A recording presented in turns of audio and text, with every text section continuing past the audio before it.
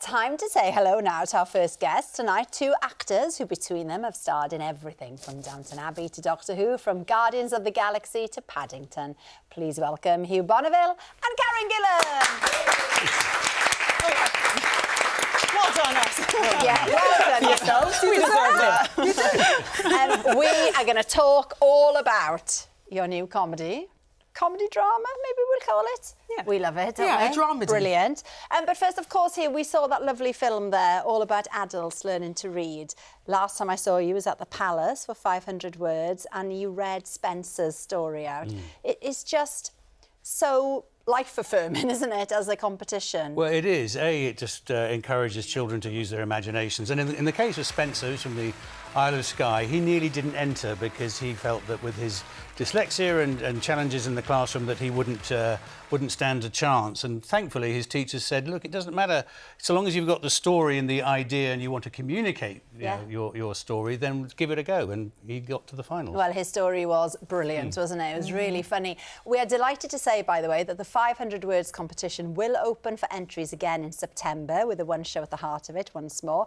Plenty of time for all our young viewers to get creative, get thinking about ideas for your stories, and you can find out all about it and where you need to send them, bbc.co.uk/500words. Now, sticking with the theme of writing, we need to talk about Douglas is cancelled. Because I think it's safe to say the phrase words mean things is an understatement when it comes to this show. Yes. Karen, can you give us a quick character summary for both of your characters and the story in general? Yeah, so we played TV show hosts, and they kind of host a show not unlike this show. I know, it's very close. So, this is very meta, this whole experience, but not like you guys. Hugh's character is overheard telling a joke at a wedding that could be perceived as sexist, and my character kind of gets wind of this and is like, I need to get to the bottom of this, and kind of ends up causing a bit of an explosion online, and she gets so entwined in his spiral towards potential cancellation. Thanks. Casual. Let's have a look at you guys in action, shall we? That's all for today. Same time tomorrow? Why not? See you at 6. There's been a tweet. What tweet? Overheard presenter Douglas Bellows making an extremely sexist joke at a wedding. Dad, what was the joke at the wedding? I don't remember. But it's probably just one of your usual ones, yeah? My usual ones. Your usual misogynist ones. It was sexist, not misogynist. This isn't news. It's going to be news. It's you. She plays you. Madeline's not like that. Is she? Is she? The first thing I thought after the first episode, right, I'm never going to a wedding, or if I am, I'm like, gagged. But, you know, it keeps the audience guessing, doesn't it, right till the very end about exactly what is said or what the joke is, Hugh. Well, it's written by the genius Stephen Moffat, and like all great satire, it you know, the first two acts, as it were, the first two episodes, have you laughing out loud, and then gradually the knife turns. And by the end, I remember after the read-through actually feeling quite grubby and wanting to go and wash my hands. It really gets quite sort of dark and asks a lot of questions about the world we live in. But that's what we want. We want these shows that provoke us to tell the truth, don't we? Now, Karen, we've seen you in space, we've seen you in the jungle, we've seen you do some incredible things with CGI, but you've said this is arguably one of your most challenging roles to date. How so? Definitely, 100%. I think it's because the character is so removed from myself. I'm such a, like, frantic, nervy person, and she is cool as a cucumber, and she does your job. You have to be cool as a cucumber. No. This is live. We're not cool. I'm in fight-or-flight mode right now. No, no. And I'm doing the easy part.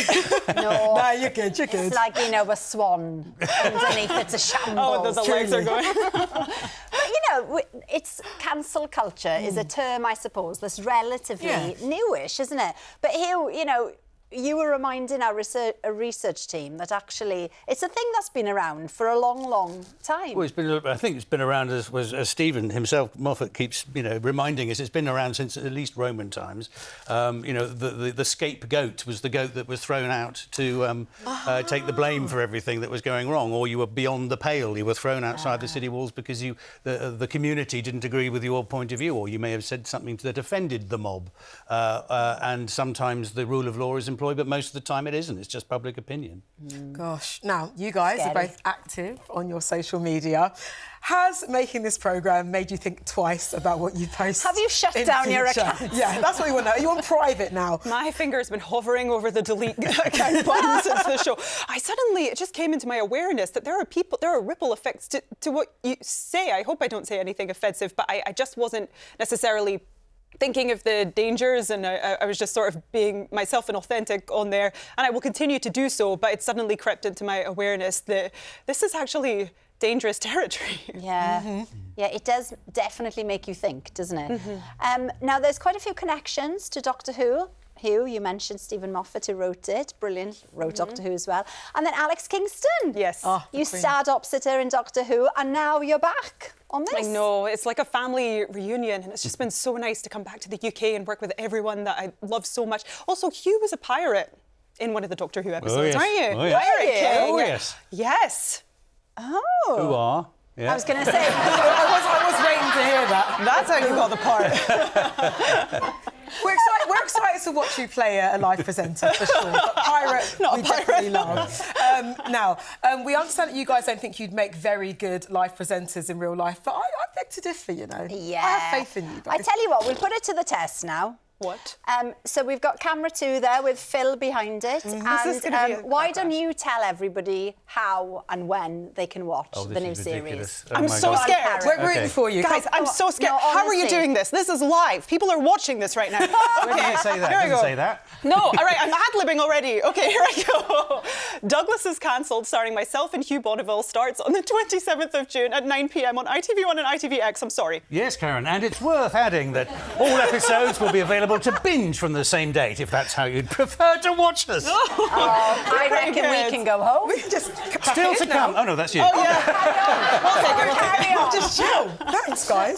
Still to come, as you said, Craig Revel Horwood will be putting a smile on our faces when he tells us all about the release of his new feel-good single. Seriously, 10 out of 10, no notes. And speaking of feeling good... Especially now, because it's time to welcome yeah. our next guest, a man who radiates sunshine, the fabulous Craig Revel Horwood. Well, huge congratulations. Can you believe it? Craig has released his first single. Yes. This is my life. I'm very nervous, I've got to say, because I'm not known for anything like this, really.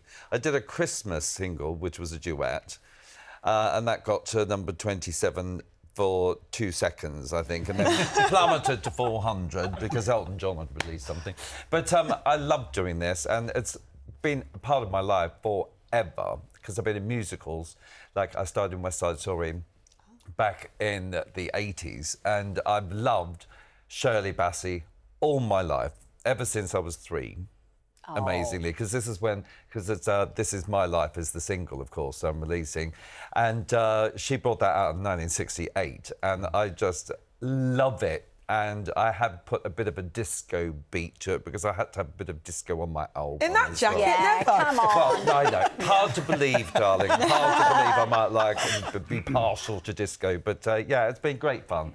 And it's been fantastic because singing, for me, is just joyful. You know, I just absolutely love it. And I've done this all my life in musicals, as I say. So I'm thrilled and delighted someone was actually going to put some money in and actually do it. Well, I tell you what, our viewers who know you, obviously, as a Strictly Judge, will be like, well, come on, then, let's hear it. So let's. Here we go.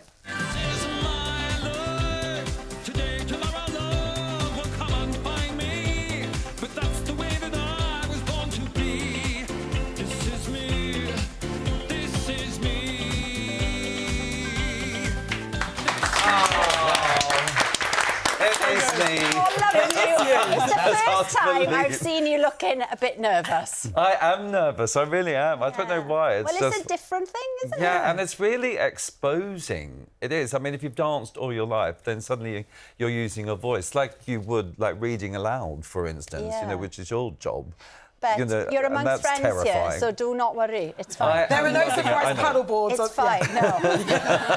I don't get them out. But it doesn't end at singles. No. There's an album There is. called Revelations, Songs Boys Don't Sing. Yeah, that's right. I've chosen songs from musical theatre, and it's by Westway Music, who are producing it, and they're famous for really doing all the West End stuff, you know, and Broadway stuff. And I thought, I really want to sing all of these wonderful songs from musicals that I will never, ever get to play. I'm not going to be Eponine in Les Miserables. but why? So, That would be so you know, brilliant. I'll never be Nancy in Oliver, so I thought, right, I'm going to sing her song, darling. I'm going to sing, you know, all of those. And that's what I've done. I've just chosen songs that I really love singing in the shower and screaming. They're quite high, though, aren't they? Yeah, they are high. Yeah, I mean, it was a very big challenge, not only emotionally, but technically it was for me, because, of course, they're all belty big numbers, you know, but they're the things I sort of loved. I grew up, you know, screeching them and trying to be amazing when I was 18. So now I'm hoping to be better than that. And I'm really looking forward to it coming out on the 18th of October. And the great thing is you get to express that live on the road. You're going on tour. I am. So for someone that's never been to a Craig Revel Horwood show, what can they expect from the live experience? They can expect learning a lot about me that they didn't know, and I'll be singing my songs, which is going to be great. And of course, I've got wonderful stories attached to every single one of those songs. Every song on the album means something really special to me. Like the first show I ever saw, Jesus Christ Superstar, that my mum took me to, that got me interested in theatre. So there's a lot of songs on there that I absolutely love, and I know people at home will love them as well. Yeah. I mean, you can't go wrong with a musical. We're big fans we of love musical. a show tune. We love a show tune. Ache for it, darling. Now, we couldn't believe... You two have got something in common, right? There's a link. Have. Paddington. Oh, yes, of course, because you choreographed the Hugh dance sequence. I did. It's just a shame you weren't in prison, darling, at the time, because I would have had you up there being thrown about as well. I thought that was absolutely wonderful. It was, and it is extraordinary that it was sort of tucked away in the end credits, and it was, you know, one of the most glorious bits of the film. Yeah, it was fantastic. Thank you for doing that. It was amazing. I totally and utterly loved it, and it was amazing teaching, you know, Hugh, not this Hugh, but the other Hugh. one, darling, Yeah. to tap dance, and he did all of that live. I mean, he really put his heart and soul into it, and it was a fantastic experience. Gorgeous. It was a great set to work on as well. Yeah, just amazing, that prison fantastic. set. Yeah, it's amazing. Paddington 3, kids and parents alike. Really looking forward to that in November. Yep. The trailer came out last week, didn't it? Yeah. What can you say then about the sort of the plot of this one? Well, like most trailers these days, it gives the entire plot away. So you don't really need to go and see it now. Don't say that. But I think the clue's in the title, Paddington in Peru. We go to visit the home for retired bears and to see Aunt Lucy, but she's gone off on her own little adventure, so we have to go and try and find her. Oh, nice. I can't wait, honestly. It's going to be fabulous, and Paddington would never be cancelled. We know this, for sure. Craig's single, This Is My Life, is going to be out today, and his album is out on the 18th of October, and if you want to see him live on tour, tickets are available now. Hugh, your mum was a nurse, wasn't she? She trained as a nurse, and to see what today's workers from the NHS have the pressure they've been under, and you know, to take care of their mental health is absolutely essential. It would be lovely to think that every county could have a retreat like that. Right on. We had a lovely message from Sheila for Karen, who says she watched you in Late Bloomers a couple of days ago, and it made her laugh until she cried. Oh, that's so nice. Thank you. Nice. Is We love Sheila? Sheila. Sheila. Thanks, Sheila. That's so nice. Sheila's great. Carol, she says, I saw Craig in The Wizard of Oz. He has got a great voice. Oh, that's very sweet. Yeah, I'm still doing that. We've got Glasgow coming up in 2 weeks, darling, so that's going to be good fun. Another little busy, bug, I know, darling. I'm punching them out, darling. We love it for you. Very un-BBC, I do apologise. Why not? Charlie says Hugh is so talented and brilliant in every role he's played. Thanks. So Thanks. just That was feeling my the brother-in-law. love Thank you very this much. Thanks. So much love in the room. Well then, that is about it for tonight. We just want to say a massive thank you to all of our guests, Craig, Hugh and Karen. I'll be back tomorrow on BBC Two with Lauren, and we'll be joined by Rachel Stevens, Adam Lambert and Saran Jones. See you then. Bye-bye.